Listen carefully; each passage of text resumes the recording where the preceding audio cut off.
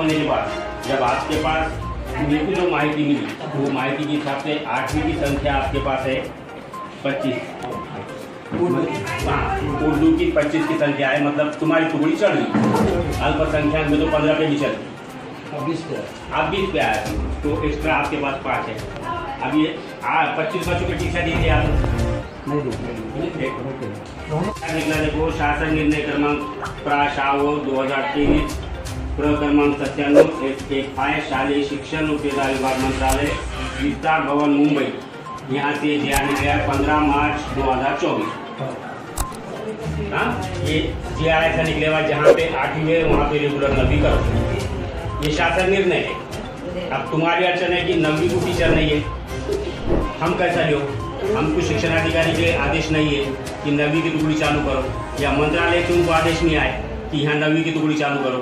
इसके लिए आपने ये प्रस्ताव तात्काळ गट शिक्षण अधिकारी को देणार किंवा मला 9वी सुरू करायची उर्दूची, तुम्ही मान्यतेसाठी शिक्षण अधिकाऱ्याला ही पाठवा, ते मला मान्यता देते आणि त्या अनुषंगाने मी ही 9वीची टुकडी चालू करू शकतो।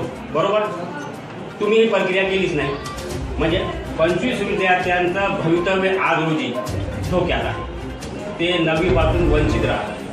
शेवटी तुम्ही काय करता की बाबा आज तिसरी तिकडे पाठवून तिकडे लोक टीचर घेऊन जातात, पण शासनाची शाळा आहे, जिल्हा परिषदची शाळा, 8वीची तुकडी चालू असताना 9वीच्या तुकडीसाठी आपण काय प्रयत्न केले इतकंच मला सांगा, बाकी मला काय म्हणायचं झालं तुमचं? बरोबर, शासनाचा GR मार्च 2024 निघाला, बरोबर। आपल्याला या 4-8 दिवसापूर्वी ते आपल्या ग्रुपला किंवा आला फेसबुकला, व्हॉट्सअपला, याला त्याला आलं सगळ्याला। तुमचं म्हणणं आहे तुम्हाला गरज का वाटली? आतापर्यंत आपले जे 5वी आणि 8वी 5वी 6वी 7वी 8वी असते हे उर्दू माध्यमात आहे आणि 8वा वर्ग पास झाल्यानंतर ही मुलं या परतूर शहरामध्ये असणाऱ्या ज्या उर्दू माध्यमाच्या शाळा असतात तिथं शिकायला जातात। त्यांचं कुठलंही शैक्षणिक नुकसान होत नाही, ठीक आहे, हा लक्षात। पण जर तुम्हाला या ठिकाणी आम्ही नुकसान वगैरे काही केलं नाही, विद्यार्थ्याला टीशा आणखी दिलेला नाही, जर विद्यार्थ्याला जर टीशा दिल्या असल्या तर ते तुम्ही जे नियम बाहेर झाला चुकीचं झालं असतं। आम्ही उर्दू माध्यमाच्या काल उपाध्यक्ष आले होते, त्यांनी सांगितलं की अशा पद्धतीचं आहे, त्याच्याशी बोलणं झालं, मी सांगितलं की या ठिकाणी विद्यार्थी संख्या जास्त आहे, 8वा वर्ग चालू करायचा असेल आपल्याला, आता रूम आपल्याकडे उपलब्ध आहेत, पण त्यांना शिकवण्यासाठी जे इंग्रजीचा शिक्षक, सायन्सचा शिक्षक आणि मॅथचा शिक्षक हे 3 शिक्षक त्यांना उपलब्ध करावे लागतात। ते शिक्षक आपल्याकडे उर्दू माध्यमाचे नसल्यामुळं, बरोबर आहे। आणि आमची 30 तारखेला बैठक आहे, शालेय व्यवस्थापन समिती, शिक्षक, मराठी आणि उर्दू माध्यमाचे जे शिक्षक ते बैठक आम्ही घेणार आहोत आणि त्याच्यामध्ये याच्यावर चर्चा होणार होती, पण तुम्ही आज आले, काले साहेबांनी सांगितलं तसं आमच्या बैठकीमध्ये चर्चा नेली, बक्षीस सर होते, अन्सारी सर होते, त्याच्यावर चर्चा झाली आमची आणि तुम्ही आले तर तुम्ही चर्चा करा।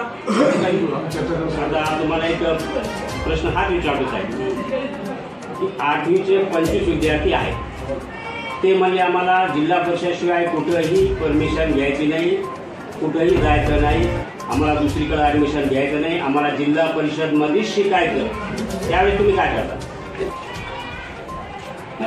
आता इकडं पहा, मग समजा त्यांनी सांगितलं आपल्याला, पालकांनी विद्यार्थ्यांना सांगितलं आम्हाला इथंच शिकवायचं,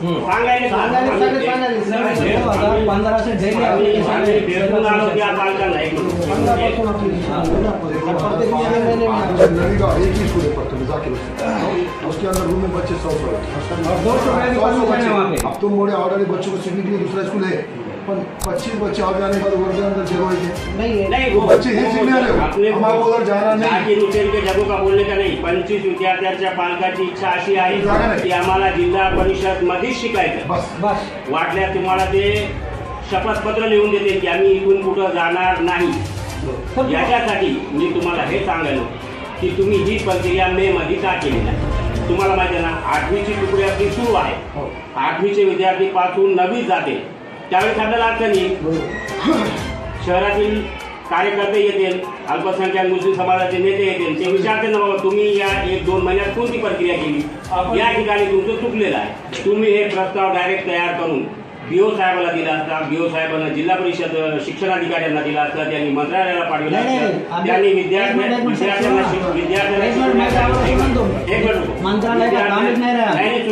विद्यार्थ्यांना वो बात आगे नको ले जाओ. माझ्या बरोबर बसून तो शिक्षण अधिकारी तुम्ही आता मला काय सांगितली की मला गणिताचा शिक्षक पाहिजे, इंग्रजीचा शिक्षक पाहिजे, सायन्सचा शिक्षक पाहिजे, हे उर्दू माध्यमाचे पाहिजे, ते तुम्ही भरू शकत नाही. तुमचं काम इतकं होतं फक्त की जिल्हा परिषद जालना हा प्रस्ताव तुमचा जायला पाहिजे, त्यांनी ती व्यवस्था केली असती. नाही तर आम्ही आहेत ना, तुम्ही प्रस्ताव पाठवा, आम्ही ते जाऊन मान्य करताना ते म्हणणार आमच्याकडे आलंच ना प्रस्ताव. गेल्या वर्षी आपण माहिती स्तव गेल्या वर्षी उपाध्यक्ष आहे तिथं. गेल्या वर्षी आपण आपल्या जिल्हा परिषदला शिक्षण अधिकाऱ्याला यांची परत दिलेली आहे, आम्हाला यांचं मार्गदर्शन मागवा. गेल्या वर्षी 2 वेळेस पत्रव्यवहार केला, पण त्यांनी काही आपल्याला मार्गदर्शन दिलं नाही. त्या बेसवर आम्ही यावर्षी पण मार्गदर्शन मागवणार आहे.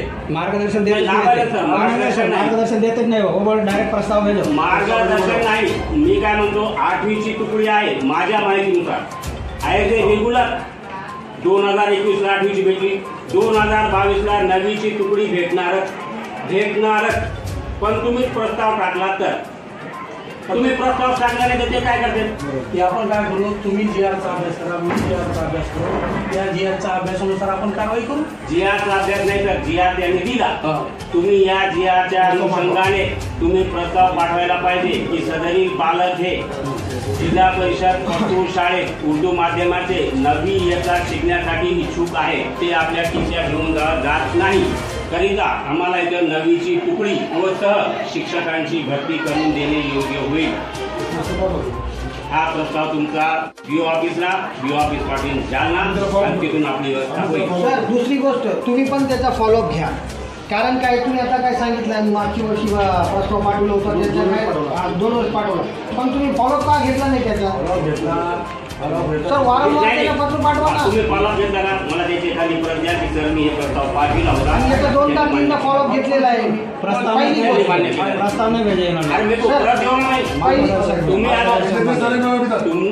तुम्ही जर प्रस्ताव पाठविला तर त्याची झेरॉक्स काय केलं माहिती का, तुम्ही उदाहरण सांगतो की तुमची शाळा किती तयार सत्य असतात तिकडे पठानपुऱ्यामध्ये होती, पठानपुरी ने स्कूल थी हमारी, उन्होंने एप्लीकेशन 2 महीने पहले दे के बरबर स्कूल ट्रांसफर करेंगे उन्होंने, तो मतलब तुमने 2 महीने पहले क्यों नहीं करे ये चीज़?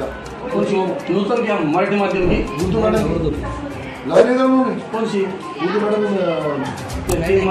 नहीं लाए नहीं उन्होंने, चल रही उनको होगा सर. कल दूसरी बात कर, हमने हो जाएगा बीच आपस अपने 2 महीने पहले तैयार वो सब करते, तो इनका भी काम है चीज़ों को फॉलो करना. एक मिनिट आहे. उर्दू माध्यमची शाळा पहिली ते कितवीपर्यंत कोणती उर्दू माध्यमची काय खर्च? पहले 7वी 7वी 8वी आम्ही ह्या 5वी 6वी 7वी 5वी 6वी 7वी ते कोणाच्या अधिकारात आहे? तुम्ही अधिकारात नाही हां, नूतनची तुमच्या अधिकारात नाही. याची मुख्याध्यापक कोण आहे? नूतन सर आपले ढवळे सर आहेत. ढवळे सर आहे. बरं मला एक सांगा, तुम्ही ढवळे सर मुख्याध्यापक आहे, एका तुकडीमध्ये 4, दुसऱ्या तुकडीमध्ये 5, तिसऱ्या तुकडीमध्ये 6, 8, हे विद्यार्थी योग्य आहे का? विद्यार्थी संख्यापासून यावर्षी त्यांचे 2 शिक्षक समाज झाले. 3चं झालं सर, 3चं झालं. मी मी सगळ्या शहरात काम केलं, ऐकून घ्या तुम्ही. तुम्ही केला ना ऐकून घ्या. TC आणण्यासाठी मी 50 किलोमीटर दूरवर गेलो. मग या लोकांचं काम नाही का की आपल्या समाजाचे TC या ठिकाणी भरपूर आणायचे तर आपलं पद टिकून जाईल? एक मी तुम्हाला ते आमचे म्हणून असं नाही, पण जे चुकीचं आहे ते चुकीचंच आहे. फक्त पगार उठायचा का? बरोबर आहे, समाजासाठी काही ना काही केलं पाहिजे. तुम्हाला कोणते लोक फिरले कुठून TC आणले? आता तुम्ही काय करा, बागल सरकार चला, मी त्यांना सांगतो बरे आज प्रस्ताव तयार करतील, प्रस्ताव तुमच्याकडे येईल, तुम्ही निश्चित हा प्रस्ताव जालन्याला पाठवा. तुम्ही काय करा सर, तुम्ही काय करा, हे पालक मिळून एक विनंती अर्ज करा. चल ओके, बरोबर आहे, हे असं इथे इथं आहे म्हणून तसं करा. आम्ही आमच्या परीने प्रस्ताव सादर करून दिला. या आम्ही या